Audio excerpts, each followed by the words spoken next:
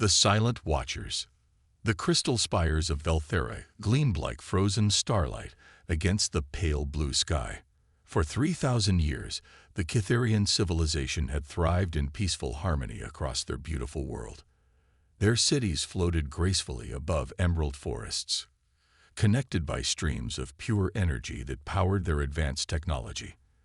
The Cytherians themselves were beings of elegant beauty, with translucent skin that glowed softly and large, gentle eyes that reflected their peaceful nature. Dr. Zephania Crystalis stood in the observation dome of the primary research facility, her luminous fingers dancing across holographic displays. As the chief xenorchaeologist, she spent her days studying the ancient relics scattered across their world. Today, however, something was different. The old warning beacon they had discovered buried beneath the northern crystalline mountains was pulsing with urgent energy. The beacon was older than their civilization, left behind by a species that had vanished long before the Cytherians had even learned to work with crystal technology. For centuries, it had remained silent and mysterious. Now it screamed warnings that made Zephania's gentle heart race with fear. "Council Leader Meridian, you must see this immediately," she whispered into her communication crystal. Within moments, the wise leader of their world appeared as a shimmering hologram.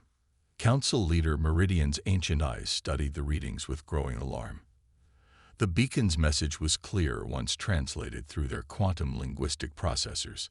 Something vast and terrible was approaching their galaxy from the void between star systems. The ancient warning spoke of creatures that consumed entire civilizations, feeding on the life energy of peaceful worlds. "The Void Hunters," Meridian whispered, reading the ancient text. "They sleep in the darkness between galaxies, waking only when they sense thriving civilizations. They harvest worlds like farmers harvest grain." Across Velthera, the news spread like ripples across a still pond. The Cytherians had never known war or violence. Their society had evolved beyond conflict, focusing instead on art, science, and the cultivation of beauty. They possessed advanced technology, but nothing designed for warfare. Their ships were built for exploration and trade, their minds shaped for creation rather than destruction. Emergency sessions filled the crystal halls of government. Cytherian scientists worked desperately to understand the threat approaching their world. The readings were terrifying. Massive ships, each the size of a small moon, moved through space toward their galaxy. Energy signatures suggested weapons of unimaginable power. Worst of all, the fleet was already close, having traveled for decades across the cosmic void. "We need help," Meridian announced to the gathered council. "Our ancestors' warnings are clear. No single world has ever survived the Void Hunters alone. We must reach out to our galactic neighbors." The decision was made swiftly. Using their most powerful communication arrays, the Cytherians broadcast an urgent distress signal across the galaxy. The message was encoded in 17 different languages and transmitted on frequencies known to reach the most advanced civilizations. They spoke of their beautiful world, their peaceful people, and the terrible threat approaching not just Velthera, but potentially the entire galaxy. "This is Velthera calling all civilized worlds," the message began. "We face extinction from an ancient evil. The Void Hunters come to harvest our galaxy. We seek alliance with any who would stand against this darkness. Our world is peaceful, our resources abundant. We offer trade, knowledge, and friendship to any who would answer our call for aid." The message poured out across space, traveling at the speed of light toward the great civilizations they knew existed among the stars. The Altarian Empire with its mighty war fleets, the Crystal Consortium with their advanced energy weapons, the Quantum Collective with their reality-bending technology. Surely these powerful nations would recognize the threat and come to their aid. Meanwhile, on a small blue world in a remote spiral arm of the galaxy, the message was intercepted by a species most of the galaxy barely knew existed. Admiral Sarah Chen stood in the command center of Earth's Deep Space Monitoring Station, watching the translated message scroll across her screens. Around her, Technicians and analysts worked frantically to decode and understand the alien communication.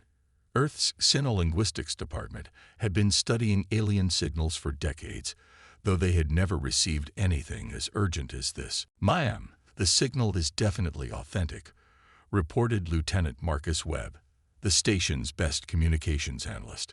"Multiple verification protocols confirm it's from the Valthera system, approximately 47 light-years from Earth.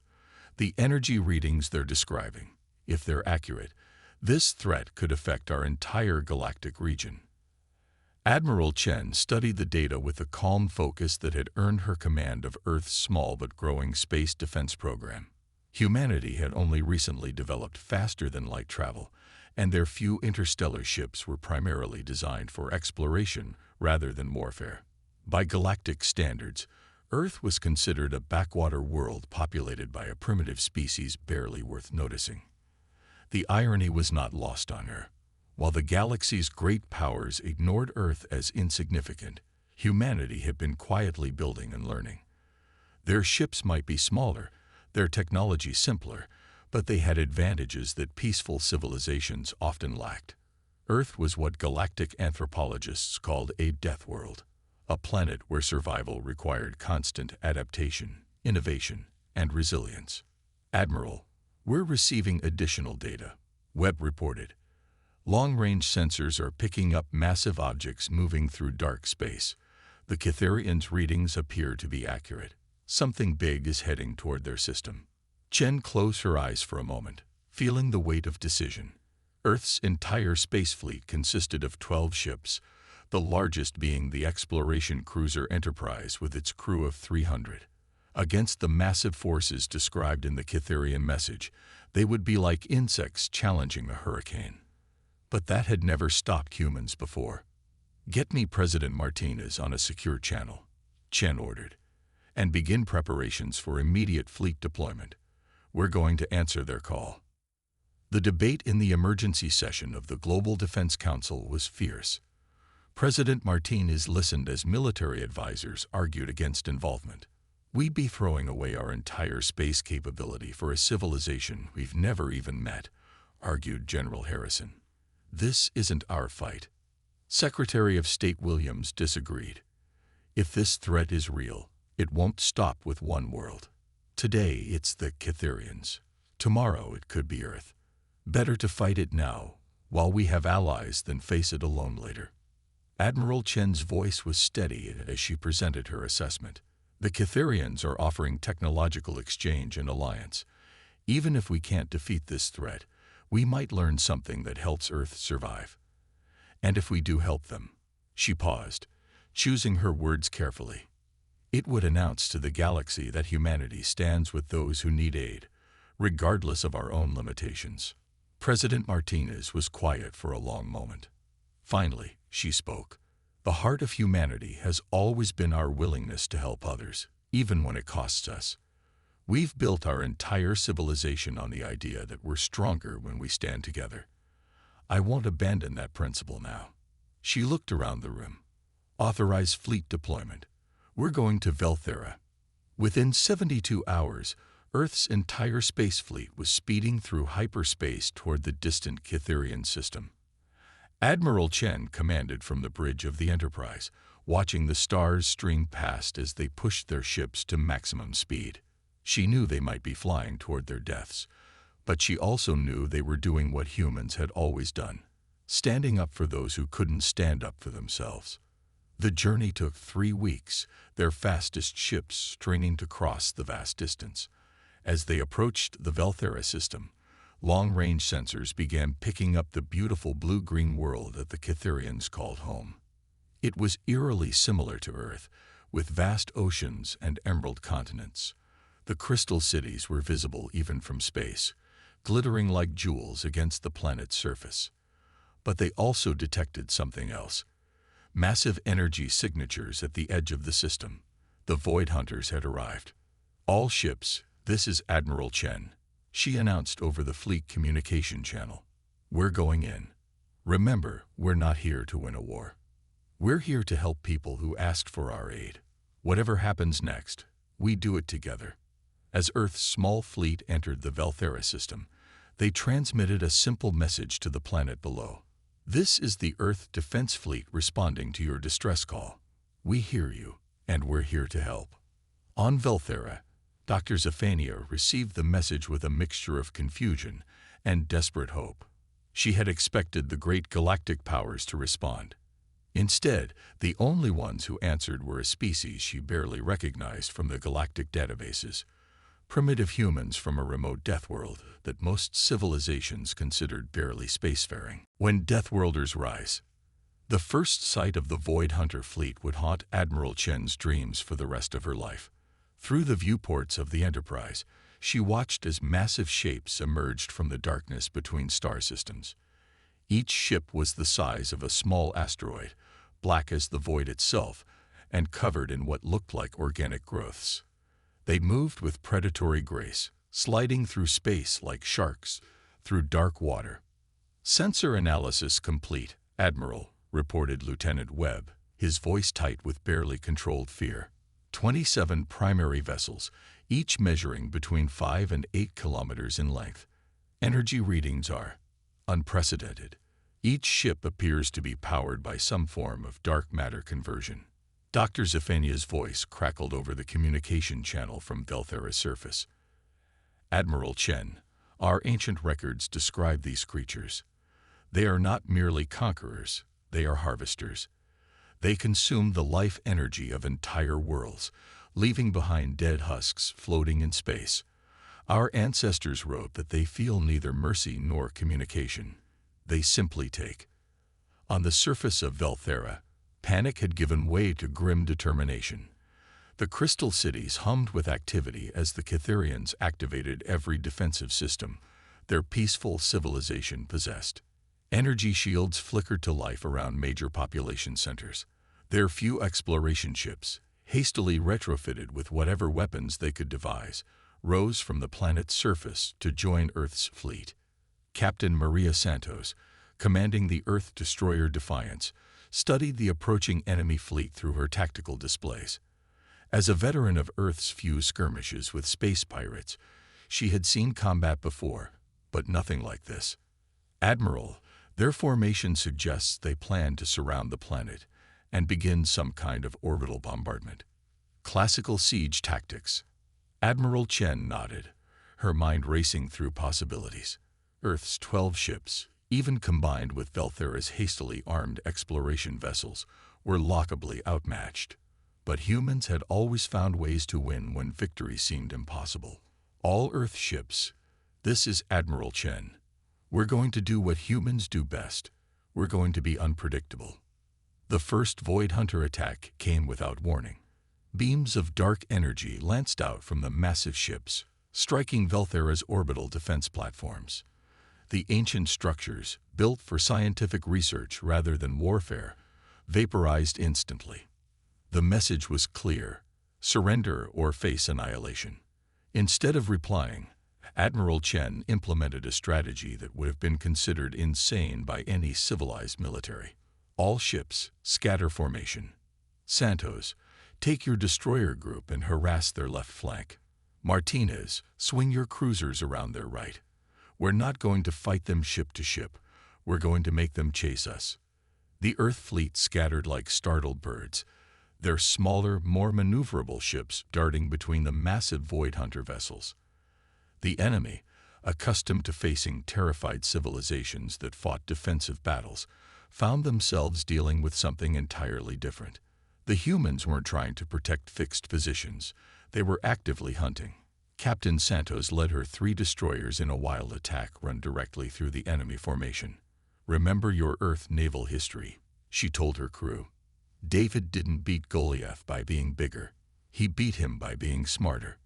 Her ships wove between the massive alien vessels, their weapons targeting what appeared to be sensor arrays and communication nodes. The Void Hunters, expecting their prey to cower behind planetary shields, were confused by the aggressive human tactics. Their massive weapons were designed to destroy cities and planets, not chase individual ships through complex maneuvers. When they tried to target the darting Earth vessels, They found themselves hitting each other more often than their intended targets. Meanwhile, on Velthera's surface, Dr. Zephania worked frantically with Earth's technical teams. The humans had shared something unprecedented: complete technical specifications for their weapons and defense systems. No galactic civilization had ever been so open with their military technology. "Your energy weapons are primitive compared to ours," she told Lieutenant Colonel James Mitchell, Earth's chief military engineer, "but your targeting systems are incredible. How do you achieve such precision with such simple technology?" Mitchell grinned. "We've had a lot of practice shooting at things that were trying to kill us. On Earth, everything from the weather to the wildlife wants you dead. You learn to be accurate, or you don't survive long enough to reproduce." Working together, they began modifying Cytherian energy systems with human targeting technology. Within hours, Velthera's defense platforms were striking with precision their builders had never imagined possible. The battle raged for 3 days. The Void Hunters, growing frustrated with their elusive prey, began targeting Velthera's surface directly. Massive energy beams carved through the planet's crystal cities, but instead of breaking Cytherian morale, something unexpected happened. The gentle, peaceful Cytherians began to fight back with a fury that surprised everyone, including themselves. Dr. Zephania found herself in the command center of the primary defense grid, coordinating attacks with Admiral Chen's fleet. "Admiral, we've identified a pattern in their formation.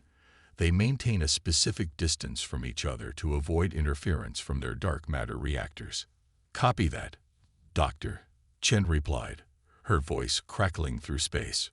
"All ships converge on Grid 77 Alpha. We're going to force them into each other."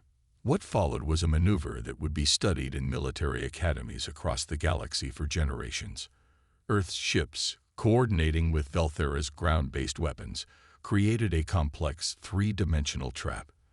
They herded the massive Void Hunter ships toward each other, using their own size and power against them.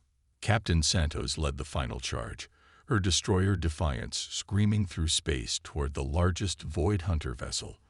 "This is for every world you've destroyed," she whispered, then opened a channel to her crew. "All hands, prepare for ramming speed." But instead of suicide, Santos executed a maneuver that only a human would have attempted. At the last second, she used the Void Hunter ship's own gravity well to slingshot around it, dropping a full spread of modified Cytherian energy mines directly into the creature's dark matter reactor. The explosion lit up the entire star system. The massive flagship disappeared in a ball of converted matter, taking 3 other Void Hunter vessels with it. The remaining enemy ships, faced with an enemy that refused to follow any logical pattern of behavior, began to withdraw. "This is Admiral Chen to all Void Hunter vessels," she broadcast on all frequencies. "You came here expecting to harvest a defenseless world. Instead, you found humans and Cytherians fighting together. Remember this: there are no defenseless worlds as long as Earth stands ready to answer the call for help." The Void Hunters, creatures that had terrorized the galaxy for millions of years, retreated into the dark spaces between stars. For the first time in recorded history, they had been not just defeated, but actively driven away. In the aftermath, as rescue ships worked to aid the wounded and repair the damage, something remarkable happened. Communication arrays across the galaxy came alive with a single question: who were these humans, and how had they accomplished the impossible? Dr. Zephania stood in the ruins of her laboratory, watching Earth's repair crews work alongside her people to rebuild their world. "Admiral Chen," she said, "our people owe you a debt we can never repay." Chen smiled, her face marked by exhaustion, but bright with pride. "Doctor, we didn't save your world. We just helped you save yourselves. That's what neighbors do." Word of the Battle of Velthera spread across the galaxy like wildfire. The great civilizations that had ignored the Cytherian distress call suddenly found themselves very interested in establishing diplomatic relations with both Velthera and Earth. The Altarian Empire requested formal military exchanges. The Crystal Consortium offered technology trades. The Quantum Collective invited human scientists to their research facilities. But perhaps the most important result was simpler. Across the galaxy, when civilizations faced threats they couldn't handle alone, they no longer looked only to the great powers for aid. They also sent messages to a small blue world in a remote spiral arm, where a species called humans had proven that sometimes the greatest strength comes not from advanced technology or vast fleets, but from the simple willingness to stand up for others. Earth had answered the call when heroes were needed. In doing so, they had shown the galaxy that Deathworlders could be the greatest protectors of all.